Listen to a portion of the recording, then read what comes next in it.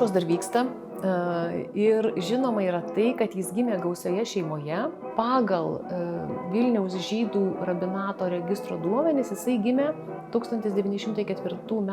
kovo 2 d. Vilniuje. Tėtis buvo muzikalus, griežė smuiku savo malonumui, tai tikėtina, kad pirmasias muzikos pamokas vaikai gavo iš tėvo.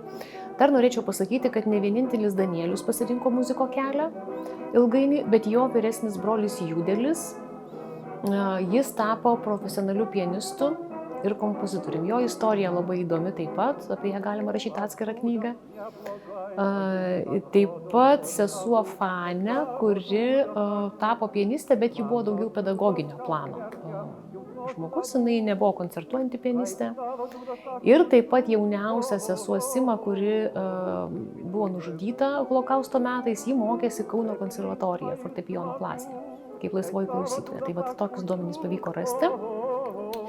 Ir kalbant apie kitus šeimos narius, tai Danieliaus tėvai abudu mirė dar iki Antrojo pasaulinio karo.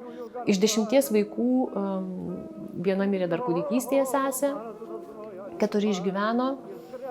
Vienas arba 2 su šeimom nužudyti, 2 tikrai nužudyti, 1 likimas nežinomas, 2 likimas nežinomas. Tai va tokia yra situacija, vis tiek nemažai artimųjų Danielius prarado per karą. Yra kelios versijos, kurios taip sklando, kad jis mokėsi pas smuikininką Izaoką Vilmeną Zaidmaną Vilniuje, viena versija, kita, kad jis mokėsi pas tą patį smuikininką Kaune. Tačiau jo paties po karo rašytose trumpose autobiografijose, darbinimosi tikslais, kai jisai grįžo jau išgyvenęs holokaustą, grįžo į sovietinę jau Lietuvą, 45 metais darbinosi į Kauno muzikinės komedijos teatrą smuikininku. Ten rašė, kad jis gimęs Kaune ir muzikos mokslus išėjo Kaune ir baigė taip pat Kauno žydų gimnaziją. Kita jo autobiografija rašyta dar po 4 metų, 49 metais, jau darbinantis Vilniuje. Ten jis teigia, kad jisai pradinį muzikinį ir elementarų išsilavinimą gavo Šiauliuose.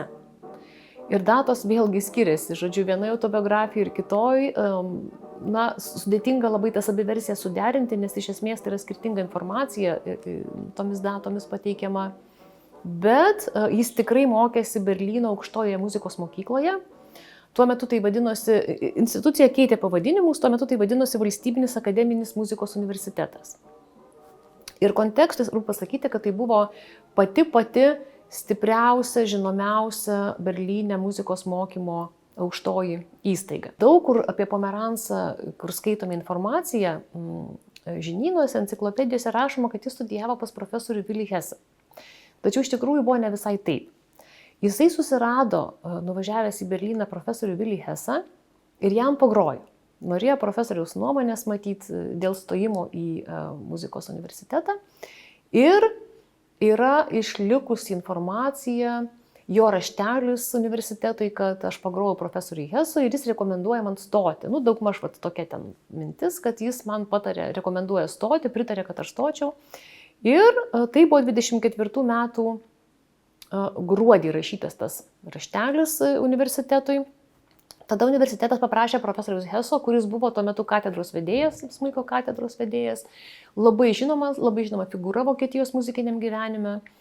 Prieš tai dėstęs buvo daugelį Europos aukštųjų muzikos mokyklų, taip pat Bostone dirbęs. Ir jisai taip atsiliepė apie Danielių, kad tai yra talentingas smuikininkas. Tai mums šitą Vilio Heso atsiliepimą turėti yra tikrai labai svarbu. Tačiau, kai Danielius stojo kovo mėnesį, jau 25 metų, jisai pateko ne į Heso klasę, o į smuikininko profesoriaus Rudolfo Dėmano klasę. Taip pat labai žinomas pedagogas, smuikininkas. Ir jis ten studijavo 3 semestrus.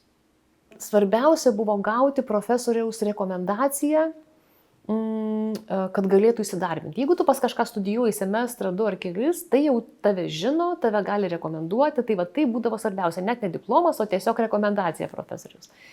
Tai įdomu tai, kad po 3 semestrų Danielius palieka Valstybinį muzikos universitetą ir įstoja į Sterno konservatoriją. Ir ten studijavo iš Latvijos kilusio žydų smuikininko Maksimo Jakobsono klasė, kuris buvo irgi puikus pedagogas. Ten mokėsi 2 metus pagal išlikusius duomenis. Galbūt ir daugiau, bet tiesiog nėra išlikę Sterno konservatorijos dokumentų, kurie galėtų tą paliudyti. Na ir tuo metu jisai, aišku, groja, užsidirba pragyvenimui, įvairius ansamblius būrė. Jisai susidomėjo ir tą populiariąją džiazo muziką, lankė daug koncertų. Ir įvertinant kontekstą, tai Berlynas ir buvo ta scena, kur klestėjo ne tik tai opera, baletas, akademinės muzikos koncertai, bet iš Amerikos atkeliavusi ta populiarioji džiazo muzika, šokių muzika. Na, džiazas, aišku, buvo ne tai, kas yra džiazas šiandien, tai buvo dažniausiai tokie sinkopuoti, svingo maniera atliekami šokiai, fokstrotas, tango tada buvo labai madingi, valsai. Tai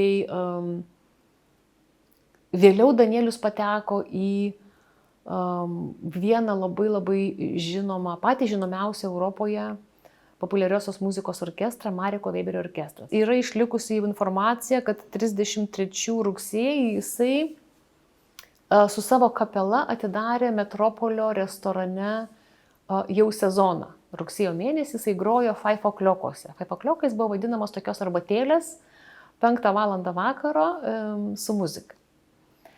Tačiau čia yra irgi toks įdomus faktas, kad pagrojęs jisai turbūt gal keletą mėnesių, o gal iki metų pabaigos, čia dar tiksliai pasakyti negaliu, bet jau 34 metais jisai tarnavo Lietuvos kariuomeniai. Grįžęs į Kauną, jis jau grįžta į Konrado kavinę.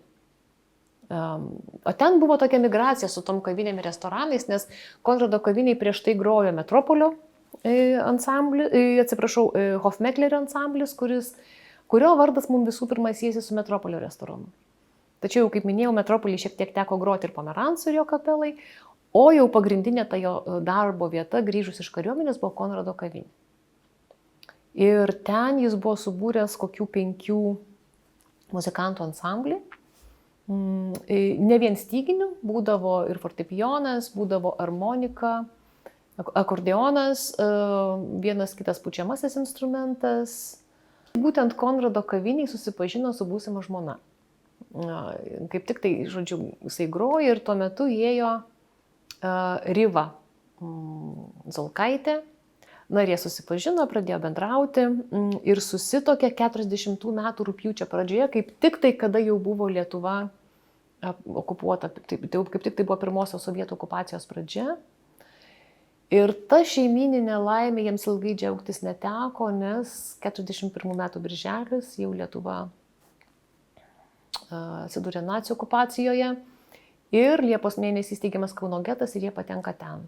Kartu su kitais Kauno žydais, su praktiškai visais muzikantais, visų restoranų, kavinių ir visiškai kitas laikotarpis prasideda. Ir jau Rima tuo metu laukėsi, o atsidūrė Kauno gete, tenka gimdyti jau slapta, Rusija, be jokių ten, aišku, be jokios priežiūros. Ir taip spalio 11 dieną gimė jų dukra. Danielis Pomerancas nenustojo groti. Po didžiosios akcijos 42 metų pabaigoje buvo toks jau ramybės laikotarpis, šioks toks sąlyginai įsivyravo, kada didžiųjų masinių žudynių nebebuvo jau. Ir buvo įkurtas orkestras, kuris pavadintas Geto policijos orkestru. Kaip teigiama prisiminimuose dukros, ką tėvai pasakojo po karo, kad jisai buvo vienas iš iniciatorių kartu su Moše Hofmekleriu. 44 metų Liepą, jau likviduojant Kauno getą, Pomerancas išvežtas į Dachau, o vėliau iš Stuthofo koncentracijos stovyklas. Vėlgi jisai pasakojo dukrai, kad tarp nacių buvo tikrai nemažai tokių, kurie nusimanė apie muziką. Vokiečiai įsilavinusi tauta be abejo, su tikrai klasikinės kultūros tradicijom. Ir vienas nacis, kai sužinojo, kad Danielius yra smuikininkas, atnešė jam smuiką ir liepė jam groti Bachą. Ir kartais dėl to jam atneždavo šiek tiek duonos daugiau. Ir vieną kartą, kai jis nebegalėjo groti, buvo labai nusilpęs, išsekęs ir tas nacis labai stipriai sumušė, sudaužė rankas dėl to, kad negavo savo muzikos davinio. 45 metais grįžęs jau į sovietų vėl okupuotą Lietuvą, Pomerancas įsidarbino Kauno muzikinės komedijos teatre, smuikininkų koncertmeisteriu. Ten statydavo daugiausia operetės, taip pat menkaverčių sovietinių kompozitorių veikalus ir jiems yra tekę koncertuoti kolūkiuose, muzikantai būdavo padalinami brigadomis įvairiomis ir, žodžiu, turėdavo gastroliuoti taip pat ir kolūkiuose. Tai vad įsivaizduokit, nuo reiškia, restoranų, saloninės muzikos, nuo buvimo tokiu populiariu tarpukario Kauno smuikininku, vat tapo, na, tokiu tiesiog. Aišku, labai gerai, kad jis grojo, kad jis toliau kabinosi gyvenimą muzikuodamas, nors grįžo jau pažeistas žmogus, suluošintas ir fiziškai, ir dvasiškai, aišku, labai stipriai. Bet jis stengiasi nepasiduoti, kabinosi į muziką, kabinosi į gyvenimą. Ir ypatingai, kada atsirado dukra Danutė. O tarp kitko, kas jam padėjo išgyventi koncentracijos stovyklose, tai tikėjimas, kad jis dar pamatys dukrą. Kad ją dar susitiks ir kad galbūt ją mokys muzikos. Tai va, muzika pati ir viltis pamatyti dukrą padėjo jam išgyventi. Be abejo, reikia turėti minėję, kad po karo jis jau nebuvo tokios geros formos kaip smuikininkas. Tačiau vis tiek gaudavo darbą ir orkestre grodavo jau nebe pirmose pultuose, bet paskutinėme pulte. Bet vis tiek jį prisiminė iš tarpukario ir jam, kaip jo dukra Danutė pasakodavo, kad kai reikėdavo laikyti tas perklausas muzikantų, kas 5 metus kvalifikacijai palaikyti, jis visada išlaikydavo. Nes vis tiek žmonės žinojo tą tarpukario istoriją ir jo buvo nepaprastai šilta asmenybė, tokia inteligentiška ir, na, kaip tai filharmonijai matytis buvo vis tiek reikalingas ir jisai ten grojo iki pat pensijos. Išvykti galbūt nebuvo taip sudėtinga, tai vėlgi, kadangi šeimos nariai gyveno užsienyje ir taip pat, kadangi išvažiavo su dukra ir jos šeima. Jie gyveno Toronte ir ten, toj bendruomeniai, kur gyveno, tai buvo toks namas, kurį parūpino berods Kanados žydų bendruomenė ir ten gyveno nemažai vyresnio amžiaus žmonių toj bendruomeniai, ten buvo ir jogos klubas, ir koncertų salė. Ir jie su žmona grodavo duetu. Iki pat mirties praktiškai koncertuodavo, nes Riva buvo baigusi ir muzikos mokyklą, grojo fortepijonu. Danielius smuiku į fortepijonu ir jie buvo labai tokia mėgiama pora toj bendruomenė. Tai iki pat paskutinių dienų jisai nesiskyrė su smuiku. Ir šitas smuikas, kuris čia ekspozicijai, tai jo istorija irgi tokia yra netokia paprasta, nes išvažiuojant, emigruojant, sovietai neleido išsivežti 3 instrumentų, nepaisant to, kad emigravo 3 muzikantai. Danielius, jo dukra Danutė ir jos vyras smuikininkas neleido pravežti Jurijaus Mazurkevičiaus smuiko, kaip pernelyg gero, ten buvo itališkas smuikas, kurį Danielius parvežė iš Romos, reiškia, kai buvo pas brolį. Tai ką padarė Danielius? Jisai savo smuiko dėklę išsivežė savo žento instrumentą, o šitą paliko Vilniuje. Pats Pomerancas gyveno bent 5 skirtingose epochose. Tai jisai gimė carizmo laikotarpiu, tada gyveno nepriklausomoje Lietuvoje, tada išvykęs studijavo Veimaro Respublikos Vokietijoje, grįžo vėl į nepriklausomą Lietuvą, kur plėtojosi jo karjera, tada pirmoji sovietų okupacija, nacių okupacija, vėl sovietų okupacija, tada migracija į vakarus. Tai kiekvienas žmogus, žodžiu, per vieno žmogaus istoriją mes matom kiek epochų, bet net egzistuojančios kelios skirtingos versijos.